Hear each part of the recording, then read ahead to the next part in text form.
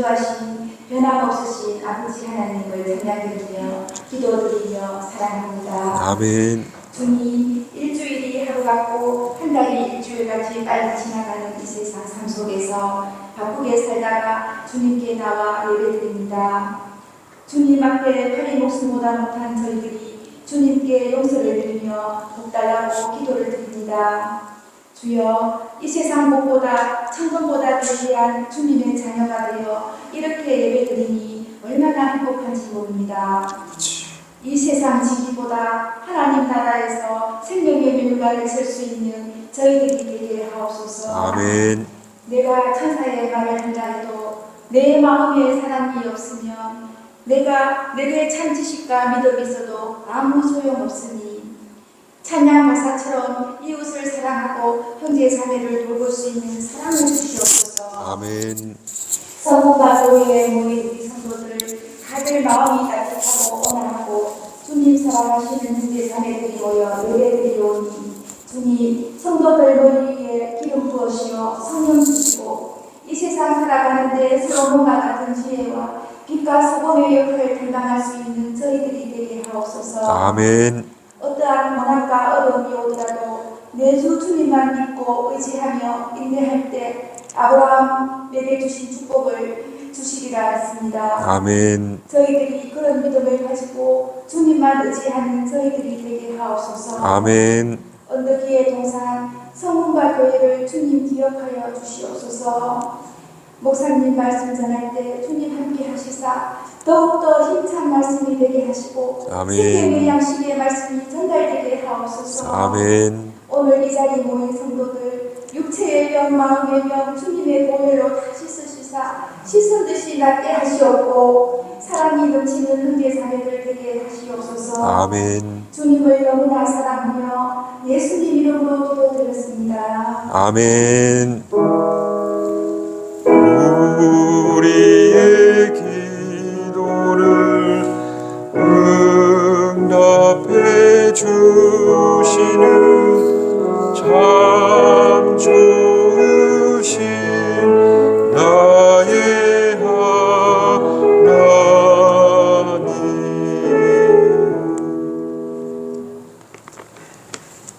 오늘 주신 하나님 말씀은 누가복음 2장입니다. 누가복음 2장 15절에서 20절까지 말씀 제가 봉독하겠습니다. 천사들이 떠나 하늘로 올라가니 목자가 서로 말하되 이제 베들레헴으로 가서 주께서 우리에게 알리신 바 이 이루어진 일을 보자 하고 빨리 가서 마리아와 요셉과 그 위에 누인 아기를 찾아서 보고 천사가 자기들에게 이 아기에 대하여 말한 것을 전하니 듣는 자가 다 목자들이 그들에게 말한 것들을 놀랍게 여기되 마리아는 이 모든 말을 마음에 새기어 생각하니라. 목자들은 자기들에게 이르던 바와 같이 듣고 본 그 모든 것으로 인하여 하나님께 영광을 돌리고 찬송하며 돌아가니라. 아멘.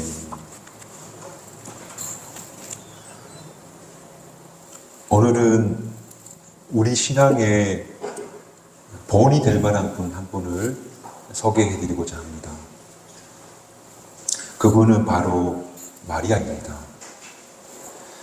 그러나 우리는 그분을 그다지 관심을 가지지 않고 있는데 그분이 중요한 분이 아니라서가 아니라 본받을 것이 없어서도 아니라 신앙의 본이 되는 분임에도 불구하고 관심을 기울이지 않은 이유는 아마도 가톨릭 교회가 이분을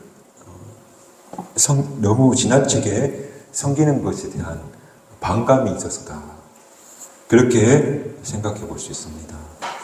그러나 오늘 예수님의 모친 마리아, 이 마리아를 통해서 우리 신앙의 교훈을 한번 찾아보는 시간이 되었으면 좋겠습니다.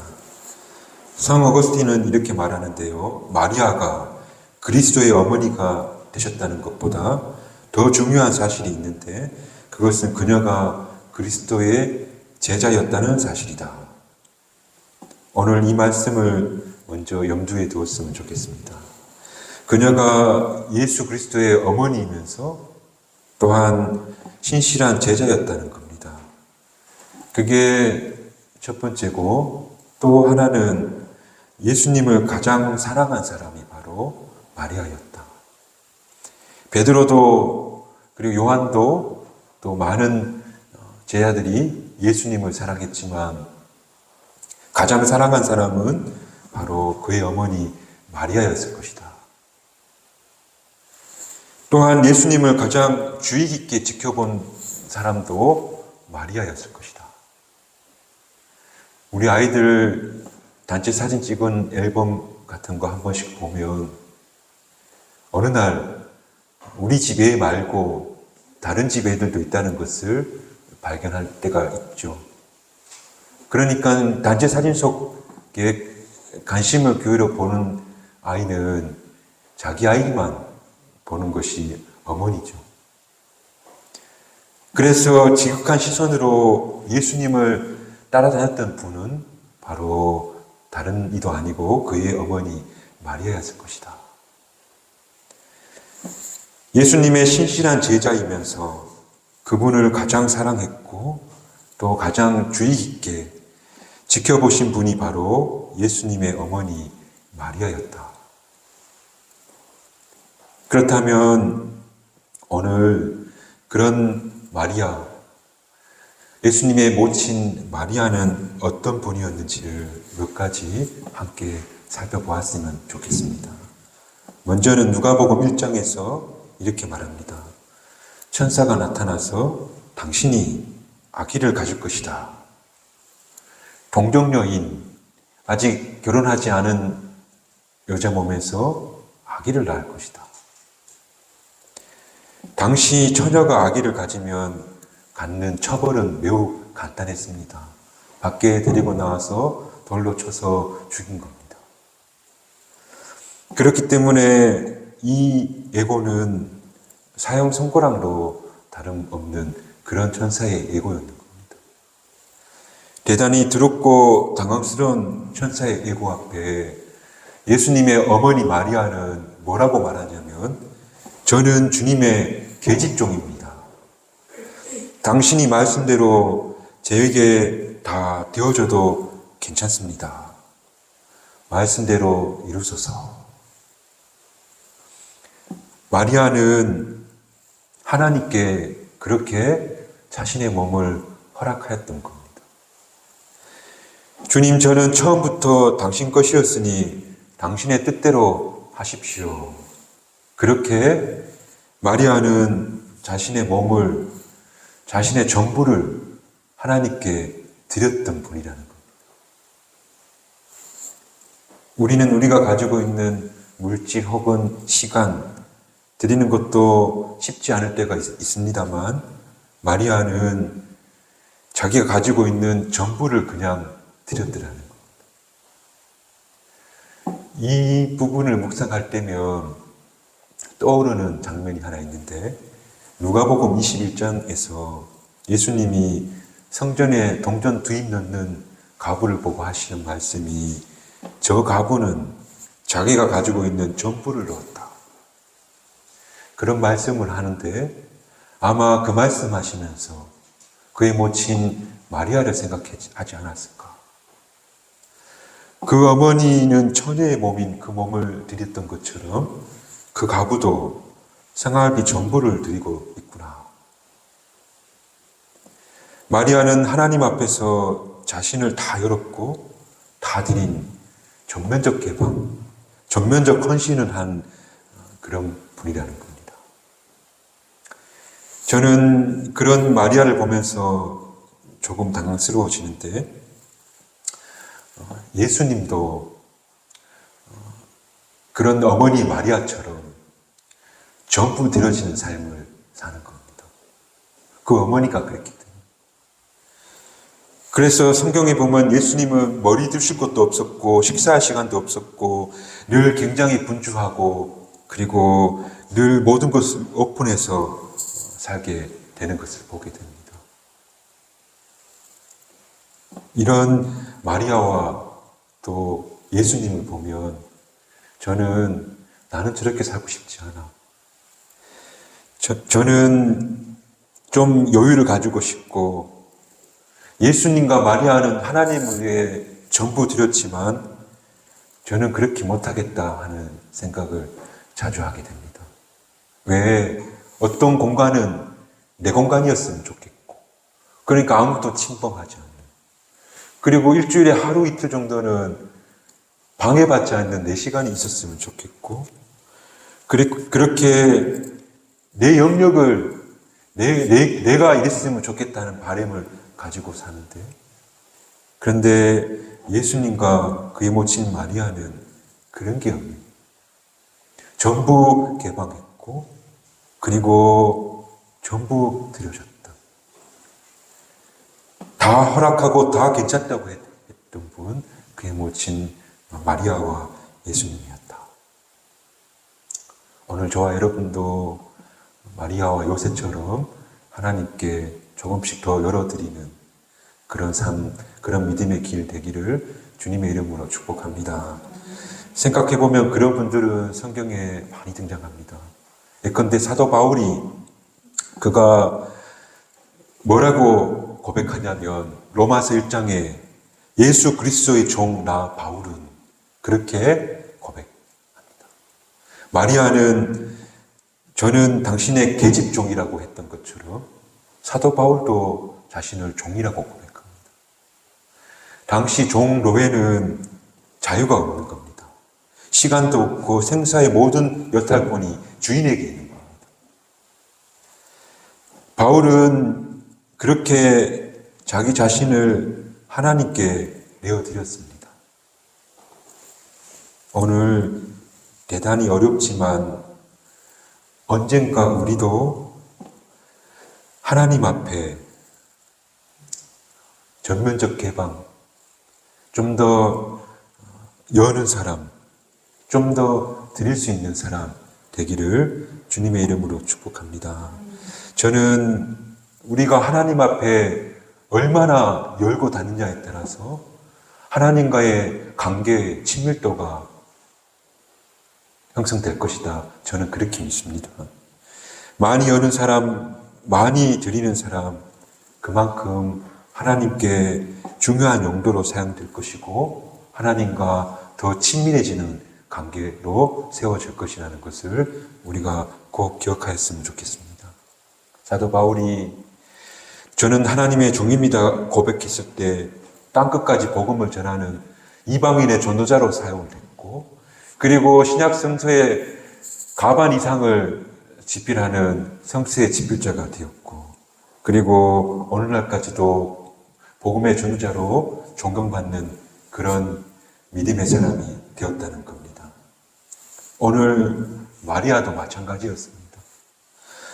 그가 자신을 모두 열어서 하나님 앞에 드렸더니 그는 동정녀로서 하나님을 잉태하는, 말하자면 하늘과 땅을 잇는 도구로 사용되었고, 또 영혼과 시간을 연관하는 귀중한 도구로 사용되었다는 겁니다. 세상에 이보다 더 값진 인생이 있겠습니까? 이보다 더 보람된 인생을 산 사람이 세상에 어디 있겠습니까? 누가복음 1장 46절 마리아의 노래가 나오는데 48절에 이렇게 말합니다. 보라, 이제 후로는 만세의 날을 복되다 할 것이다. 만세가 그녀를 복되다고 할 것이라는 겁니다. 그런데 가만히 마리아의 인생을 돌아보면 인간적으로 그렇게 복된 인생이 아니었습니다. 왜냐하면 틀림없이 그녀는 가난하게 살아야 했고, 또 그 아들을 지켜보는 것이 마음의 고통이 심했을 겁니다. 또 십자가에 처형당하는 아들을 지켜봐야만 했고, 그리고 그래서 사회적인 냉대를 받아야만 했던 삶을 살았을 겁니다. 그런데 성경은, 또 마리아는 만대가 나를 복되다고 그렇게 후세가 말할 것이다, 그렇게 말하는 거예요. 복이 무엇입니까?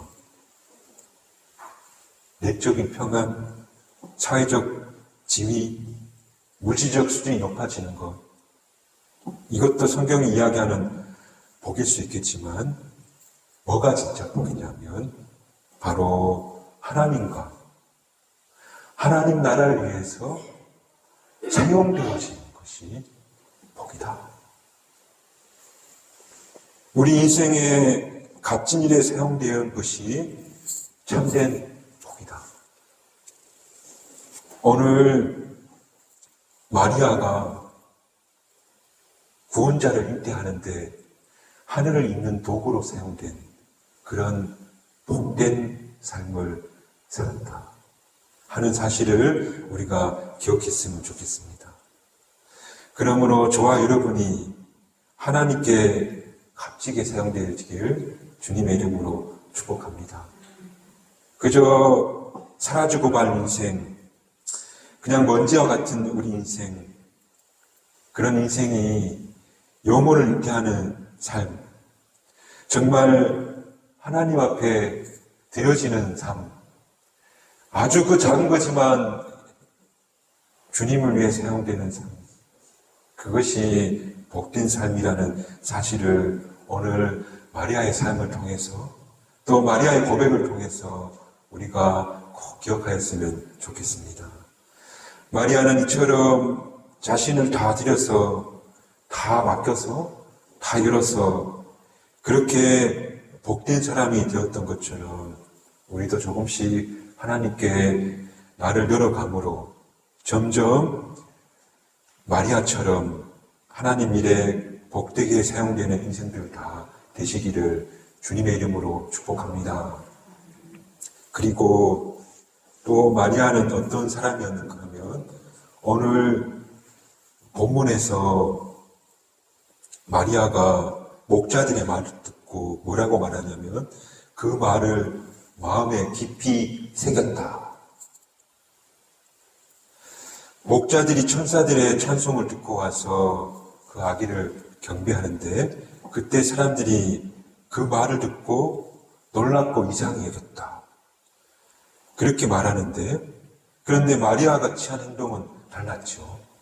그 말을 듣고 마음에 깊이 새겼다. 51절에도 비슷한 말이 나오는데 예수님의 어머니 마리아가 모든 일을 마음에 두었다. 마음에 간직하였다. 무슨 말인가 하면 다른 사람들은 이상하네, 놀랍네 했지만 마리아는 되어진 모든 일과 말씀들을 가슴속 깊이 담아두었다. 이런 본문을 묵상해보면 어거스틴이 말한 것처럼 마리아가 예수님의 가장 신실한 제자였다는 말이 공감이 되죠. 그는 예수님의 사건, 말씀, 모든 것들 그대로 마음에 담아두었다는 거예요.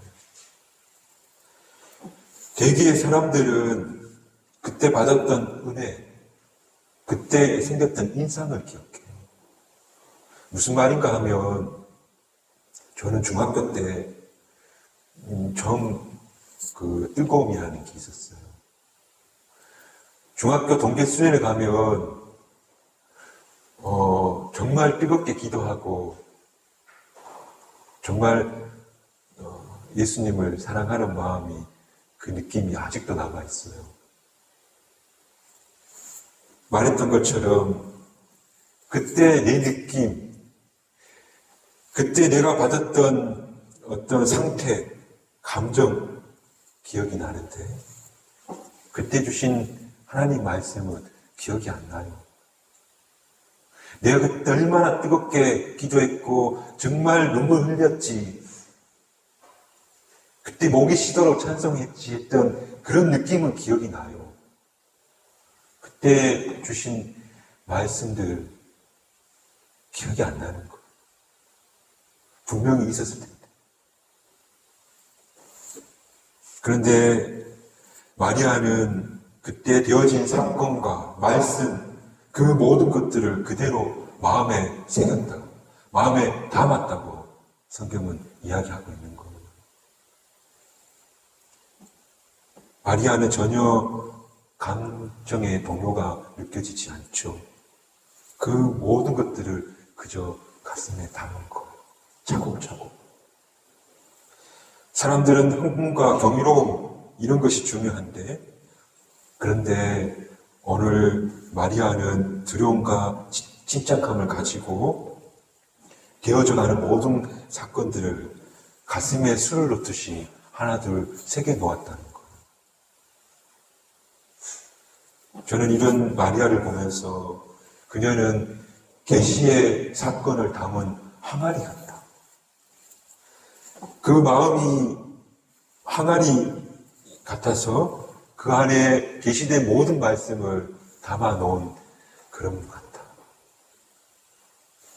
결국 나중에 그 항아리에 꺼낸 것들을, 담겨져 있는 것들을 하나하나 증언하잖아요. 예수님이 어린 시절, 예수님과 있었던 일들, 복음서에서 예수님은 누구인가에 대한 모든 질문들, 그 누가 이해했겠어요? 가슴속에 담았다가 다시 꺼낸 마리아의 증언이었겠죠. 입을 다물고 그 말씀과 그 사건 자체를 집중했던 제자 마리아.